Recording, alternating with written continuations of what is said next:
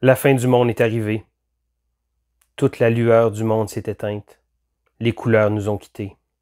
De l'autre côté de la mort, vous êtes seul. Bienvenue dans l'univers de Veil Wraith.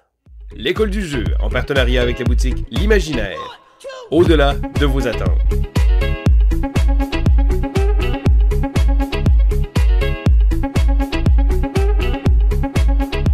Bonjour et bienvenue à l'école du jeu. Mon nom est Sylvain et je vous présente aujourd'hui le jeu Veil Wraith. Alors n'ajustez pas votre appareil, c'est bien en noir et blanc, car Veil Wraith est un jeu qui ne possède aucune couleur.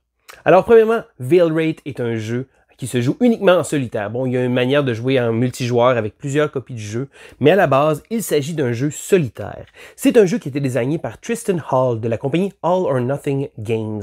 C'est une compagnie qui est reconnue pour ses jeux avec un côté artistique absolument magnifique. Et Veil Wraith est absolument magnifique. Alors vous allez voir, le jeu n'a aucune couleur et je trouve que cette direction artistique-là est vraiment fantastique. Mais qu'est-ce que la compagnie a produit également comme autres jeux? Ils ont fait les jeux de la série Killforth, alors Gloom of Killforth, Shadows of Killforth, également une série de jeux historiques avec des années, là j'ai pas les noms exacts, qui sont des jeux avec un fort côté de narration, je dirais. Et c'est des jeux qui se jouent tous en solitaire. Mais on va aller voir immédiatement les règles, puis après ça, je vais vous donner mon avis. Voici donc Veil Wraith. Alors, je tiens à mentionner qu'il existe un tapis de jeu que je ne possède pas, mais qui est absolument magnifique. Donc, le livret de règles comme ça, ça peut sembler avec beaucoup de stock. Ici, comme ça, il y a beaucoup de lore qui vont nous expliquer un peu l'univers du jeu. Donc, les différents éléments. Il n'y a pas beaucoup d'images, il y a de l'air d'avoir beaucoup de texte, mais le jeu est quand même assez clair. Donc, un coup, on comprend. C'était très bien expliqué, par exemple. Et il y a également, à la fin, un glossaire qui nous explique les différents termes. Et il y a un index très, très pratique, donc pour chercher certains mots-clés. On a également un sommaire de ronde qui va être très pratique. Alors, lorsqu'on joue à Veil Wraith, on peut choisir soit de faire une vignette indépendante ou de faire le mode campagne. Donc, la boîte de base vient avec un certain nombre de vignettes comme ça ici. Donc, on peut choisir de faire une vignette individuelle ou d'essayer de les relier tous. Et là, si on choisit de les relier, donc de jouer en mode campagne, on va commencer avec la première. Et on va également recevoir des petits rubans comme ça ici, des ribbons. Et là, lorsqu'on va perdre une partie, on va retirer un ribbon. Et le but du jeu est de réussir à passer à travers toutes les vignettes sans manquer de petits rubans comme ça. Mais pour les bienfaits de l'explication, je vais me concentrer sur la vignette numéro 1. Et là, lorsqu'on va préparer le deck d'une vignette, on va regarder en haut. Ça se trouve à être les cartes qui vont faire partie du deck, donc le deck des méchants comme ça ici. Selon la partie, on va placer un certain nombre de gobelins, et dans la boîte, il existe plusieurs sortes avec le même nom, mais qui vont avoir des habiletés différentes. Donc ça nous aide à pouvoir préparer le deck. Après avoir préparé le deck, on va le diviser en 5 parties égales. Et là, à ces parties-là, on va rajouter une clé. Comme ça ici, une clé par paquet. Ça veut dire qu'il va y avoir 5 paquets. On va les brasser individuellement de manière à avoir une clé à peu près à chaque 5 cartes. On ne sait pas exactement les placer où. On va également devoir placer un méchant. Donc par exemple ici, le Goblin King, on le place dans la stack numéro 4. Ça veut dire que dans la quatrième, il va être brassé là. Et là, chacune des stacks a un nombre égal de cartes. Donc, un coup, on a ça, on est prêt, on a le deck de départ. Et là, on le brassera pas parce que, bien entendu, il y a des clés qui sont très bien divisées un peu partout. On va pouvoir placer le deck ici. Et bon, la vignette va également nous expliquer certaines petites choses qu'on va faire. Donc, ici, comme ça, il nous explique que les clés qui sont defeated vont donner un Spirit Boost, donc de +1. Et on a également une unité ici, comme ça, qui va servir pour essayer de compléter la partie. Donc ensuite, avec la mise en place, on va prendre le deck de memory, donc le deck de mémoire qui sont basiques comme ça ici. C'est un deck de cartes parce que oui, au courant de la partie de la campagne, on peut avancer vers des Advanced Memories, mais on va prendre le deck de base et on va le placer de côté. On va également placer facile d'accès les jetons qui sont des jetons +1 comme ça, donc des jetons de pouvoir, et on va placer les 3 actions. Et le jeu tourne autour de ces 3 actions-là. Les 3 actions sont jumelées avec un chiffre et le chiffre va déterminer la force de l'action. Donc par exemple, j'utiliserai l'action Explore ici, j'aurai une valeur de 1. Si jamais j'utilise l'action ici, donc l'action d'influence, celle-ci aurait une valeur de 3. Mais après l'avoir utilisée, je vais la reprendre et je vais la placer comme ça ici. Donc les cartes vont toujours cycler et il va avoir la possibilité de pouvoir également avoir des jetons de pouvoir. Donc lorsqu'on va utiliser la carte, on va choisir d'utiliser ou non nos jetons de pouvoir et ensuite on va les retirer comme ça. Donc chaque fois qu'on va utiliser une carte, on va la replacer de manière à ce que la carte utilisée revienne en position numéro 1. On va également commencer avec 20 points de vie essentiellement, des points d'esprit, et on va placer 2 cartes de côté. Donc les 2 cartes de côté sont le portal. Donc le portal comme ça ici, on va le placer dans la zone de menace. Ici, c'est les cartes qu'on va voir. Là seulement lorsqu'on va avoir les 5 clés et que tous les méchants vont avoir été vaincus. Donc pour vaincre le portal, on va devoir utiliser la vignette, la valeur de l'explore de la vignette. Donc comme j'expliquais ici, c'est la petite valeur qu'il y a dans le coin qui va déterminer la fin de partie en tant que telle. Donc, pour gagner la partie, on va devoir réussir à vaincre cette carte-là. Donc, essentiellement, de réussir à retrouver les clés et de vaincre tous les méchants. Ceci dit, si jamais on passe à travers du deck, comme ça ici, et qu'on n'a toujours pas gagné la partie, on va brasser le deck, mais on va ajouter le Arc Fiend. Le Arc Fiend est mélangé dans le deck, et si jamais il a été joué, donc si jamais il est révélé, il n'y a aucune façon de le vaincre, on perd immédiatement la partie. Mais soyez sans crainte, il n'y arrivera pas immédiatement. Donc après ce qu'on ait placé cette mise en place-là, on est prêt à commencer. Et là, chaque tour va se faire de la même façon. Donc on va commencer le round. Si jamais il y a des cartes qui ont les habilités de début de round, c'est là qu'ils vont avoir lieu. Ensuite de ça, immédiatement, on va piger une carte de menace et on va la placer dans la zone. Donc comme je vous expliquais, les menaces peuvent venir sur plusieurs formes. Donc elles peuvent être ici comme ça, des clés. Donc, des clés ici, elles ont une valeur. Et là, si jamais je veux réussir à vaincre la clé, donc réussir à la récupérer, je vais devoir avoir 8 d'exploration comme ça ici. Et là, bon, elle va nous donner un pouvoir spécial, mais pour l'instant, on ne peut rien faire. Et là, vous dites, mais j'ai pas de carte en main. Eh bien non, on ne commence avec aucune carte en main. Donc, on va révéler la menace ici comme ça. Et ensuite de ça, ce qu'on va faire, c'est qu'on va pouvoir jouer. Donc, le joueur va piger une carte.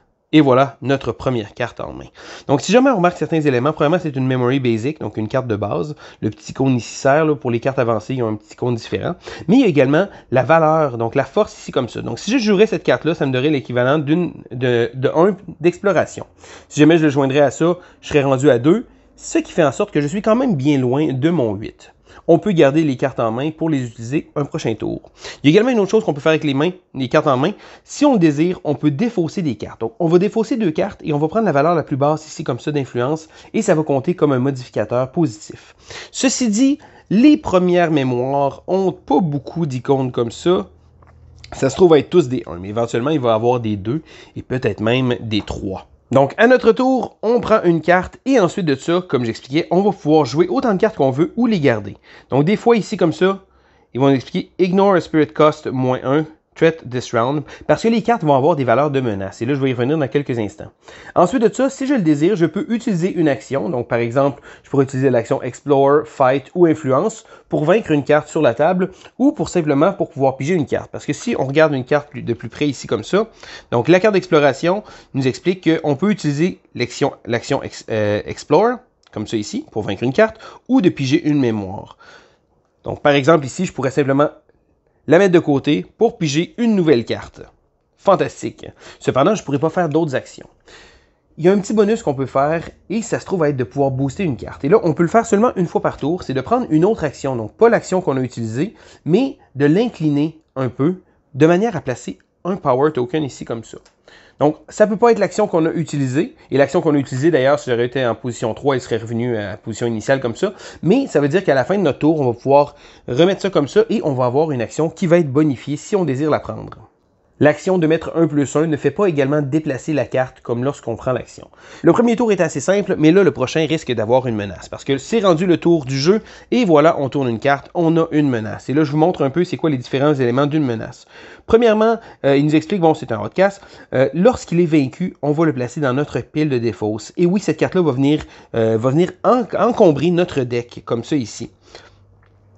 Donc, il va nous expliquer, bon, lorsqu'on va la piger, lorsqu'on va l'avoir à nous, celle-là, on va la défausser, elle a une valeur spéciale. Mais sinon, ce qu'on veut voir, c'est ça ici comme ça.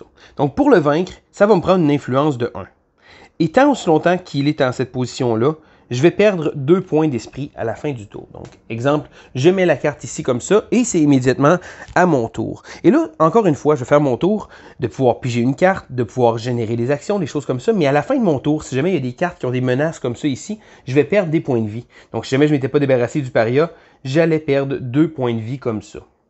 Et là, on va tenter de manipuler ces actions, d'avoir des jetons de bonus, de pouvoir essayer de faire en sorte qu'il n'y ait pas trop de menaces, parce que les menaces commencent à aller assez vite. Au départ, c'est pas très compliqué, mais plus ça va et plus on a des cartes différentes. Donc par exemple ici, là, on a le mystique, celui-ci va prendre 4 d'influence pour pouvoir le vaincre, va nous faire perdre 2. Et là, chacune des cartes ici comme ça ont des effets différents. Des fois, c'est 1, comme ça ici. Donc encore une fois, je vous expliquais le paria. On a un paria ici différent. Donc celui-là va nous faire perdre 1 point de vie. Il va demander 3 d'influence à vaincre. Celui-là, 1 d'influence. Et ils vont avoir différents effets comme ça. Donc ça ne veut pas nécessairement dire que vous allez avoir toujours les mêmes mystiques ou les mêmes parias. Certaines cartes comme le mystique, par contre, vont nous permettre d'aller chercher des clés. Donc par exemple, lorsqu'on va le jouer, on va révéler des cartes jusqu'à temps qu'on ait une clé. Parce que la base du jeu, c'est justement d'aller chercher ces différentes clés-là. Parce que lorsqu'on va toutes les avoir, on va pouvoir ouvrir un portal et tenter de réussir à gagner la partie. Tout ça en essayant de ne pas perdre tous nos points d'esprit et en essayant de ne pas rencontrer l'Arcfiend, parce que si jamais l'Arcfiend se pointe, eh bien, on perd immédiatement. Donc, lorsqu'on va avoir complété les conditions de victoire de la vignette, on a remporté la vignette, et si jamais on le désire, en mode campagne, continuer jusqu'à la prochaine. Et voilà, ça fait le tour des règles de Veil Wraith. Maintenant, qu'est-ce que je pense de ce jeu-là? Alors, premièrement, je tiens à dire que je trouve que les jeux de cette compagnie-là sont absolument magnifiques, de véritables œuvres d'art. Je n'ai pas le playmat, donc le tapis de jeu, qui est vraiment pas utile, mis à part qu'il est absolument magnifique et qui fait en sorte que la présence sur table est encore plus belle. Mais qu'est-ce que c'est? Bon, premièrement, je tiens à le dire, c'est certain que si vous n'aimez pas les jeux solo, et peut-être que ce ne sera pas nécessairement dans votre tasse de thé. Cependant, je tiens à vous dire que Veil Wraith est un jeu absolument génial. Donc pour ma part, bon, c'est certain que lorsqu'on ouvre la boîte, on a l'impression que, oh ok, il n'y a pas beaucoup de choses. Bon, il y a seulement, je pense, 5 ou 6 vignettes, donc si on veut des aventures qu'on va faire, et on a l'impression que il va peut-être manquer de stock. Mais je trouve que la boîte de base, malgré le fait que oui, bon, on l'ouvre, c'est une belle grosse boîte, mais quand on l'ouvre, il n'y a pas beaucoup de matériel dedans.